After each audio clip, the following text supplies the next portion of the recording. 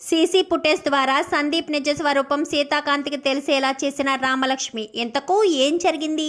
అసలు CC footage check చేయాలని రామలక్ష్మి అనుకోవడం ఏంటి? మరి సందీపే ఇదంతా చేశాడన్న విషయం సీతాకాంత్ తెలుసుకున్న తర్వాత సీతాకాంత్ ఎలా రియాక్ట్ అయ్యాడు? అసలు ఏం జరిగిందనేది వీడియోలో చూసి తెలుసుకునేద్దాం. ఎటో వెళ్ళిపోయింది మనసు అప్కమింగ్ ఎపిసోడ్స్లో ఏం జరగబోతుందో ముందుగా తెలుసుకోవాలి అనుకుంటే వీడియోని లైక్ చేయండి, ఛానల్ని సబ్స్క్రైబ్ చేసుకోండి, పక్కనే ఉన్న బెల్ సింబల్లో ఆల్ పై క్లిక్ చేయండి. ఎలా చేయడం వల్ల అందరికంటే ముందుగా చూడవచ్చు. మొత్తం మీద చూసుకున్నట్లయితే బ్రేక్ ఫెయిల్ అయ్యేసరికి ఇంకా రామలక్ష్మి అయితే ఒక చెట్టుకు గుద్దుకుంటుంది. ఇంకా రామలక్ష్మి ఇంకా ఇంటికి రాలేదేంటి అని ఎదురు చూస్తున్న సీతాకాంత్ అయితే ఏంటి రామలక్ష్మి రాలేదు అని టెన్షన్ పడుతూ ఉండగానే ఇంకా తలకు దెబ్బ తగిలిన రామలక్ష్మి ఇంకా కుంటుకుంటూ ఇంటికి వస్తుంది. ఇంటికి వచ్చేసరికి ఒక్కసారిగా సీతాకాంత్ షాక్ అయిపోతాడు.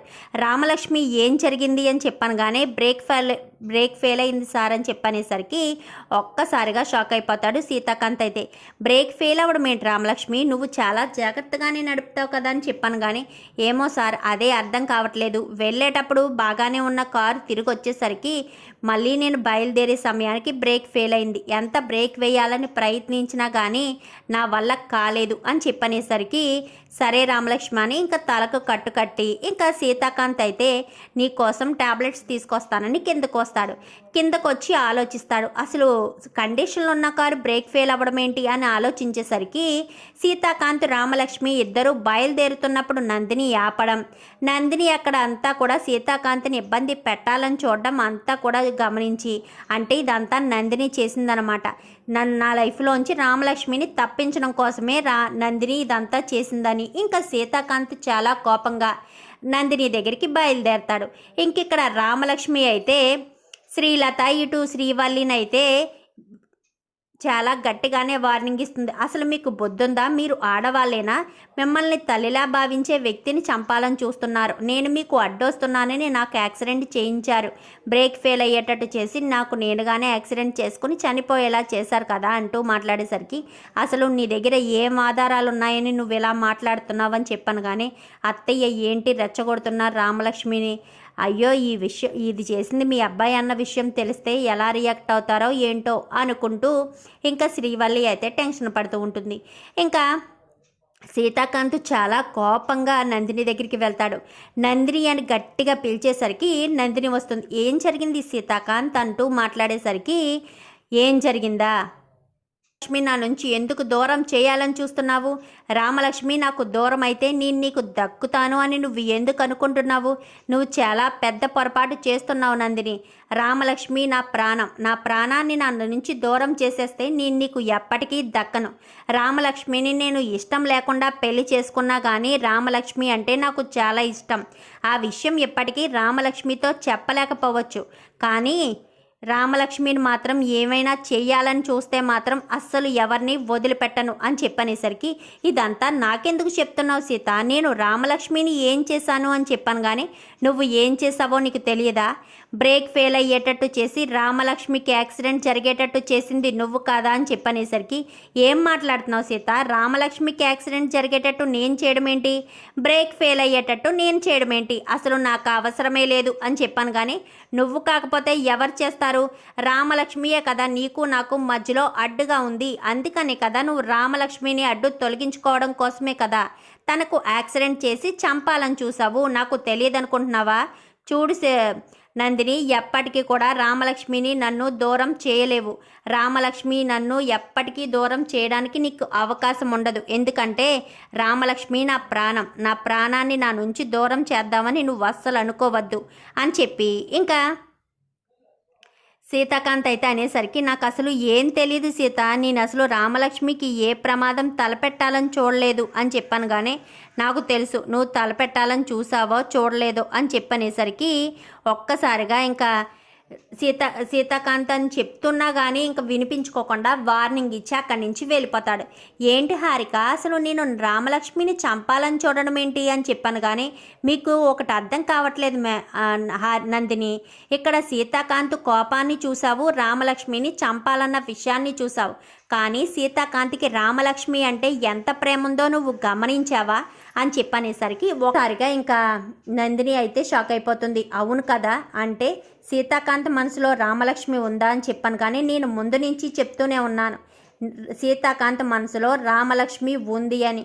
నువ్వే అర్థం చేసుకోకుండా సీతాకాంత్ని ఇబ్బంది పెడుతూ ఉన్నావని, కానీ నేను ఇబ్బంది పెడుతున్నానా అని చెప్పనేసరికి, మరి తనకి నువ్వంటే ఇష్టం లేనప్పుడు మరి తనని ఇబ్బంది పెట్టినట్టే కదా, ఎందుకు రామలక్ష్మిని సీతాకాంతిని దూరం చెయ్యాలని చూస్తున్నావు?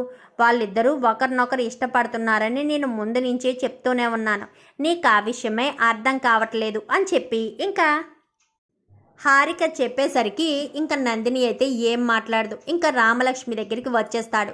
నీకు ఇంక ఎలాంటి ప్రమాదం రాదు రామలక్ష్మి, నేను నిన్ను కాపాడుకుంటాను అని చెప్పాను, కానీ ఈ ప్రమాదం నాకు కాకుండా మీకు జరుగుంటే నా ప్రాణం పోయేది సీతా సార్ అని చెప్పి ఇంకా రామలక్ష్మి గట్టిగా సీతాకాంతని హత్తుకుంటుంది. అసలు బ్రేక్ ఫెయిల్ అయ్యేలా ఎవరు చేశారు? బ్రేక్ వైర్కు ఏమైంది? అసలు కారు ఎక్కడుంది రామలక్ష్మి అని చెప్పాను, కానీ ఇంటి బయటే ఉందనేసరికి సీతాకాంత్ వెళ్ళి చూస్తాడు. వెళ్ళి చూసేసరికి బ్రేక్ వైర్ కట్ చేసినట్టు ఉంటుంది. అంటే ఎవరో కావాలని కట్ చేశారని ఇంకా మళ్ళీ రామలక్ష్మి దగ్గరికి వచ్చి ఎవరో కావాలని బ్రేక్ వైర్ కట్ చేశారు అని చెప్పనేసరికి ఒక్కసారిగా రామలక్ష్మి షాక్ అవుతుంది.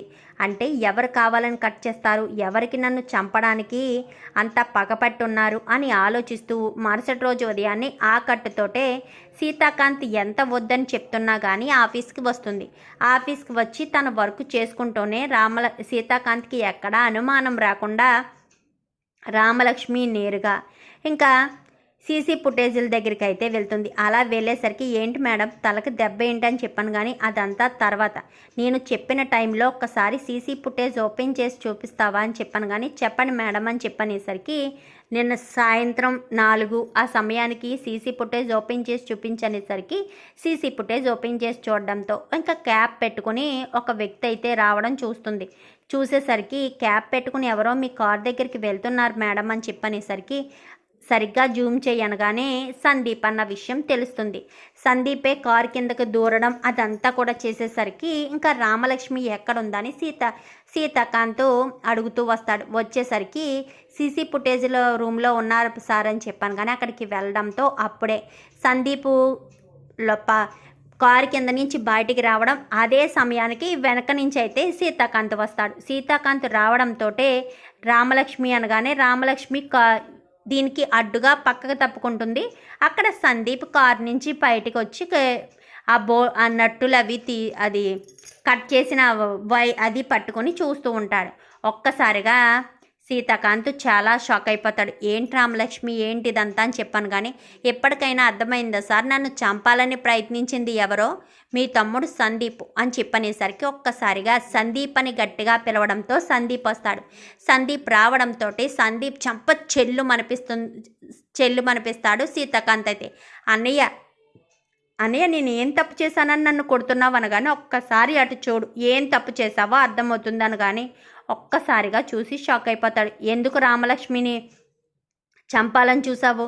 ఎందుకు బ్రేక్ వైర్ కట్ చేసావని చెప్పాను, కానీ ఏంటన్నయ్య అది చూసి నేనే తప్పు చేశాను అనుకుంటున్నావా అనగానే క్లియర్గా కనిపిస్తుంది కదా సందీప్, మళ్ళీ ఎందుకు నేనే చేశానని అనుకుంటున్నావా అంటున్నావు?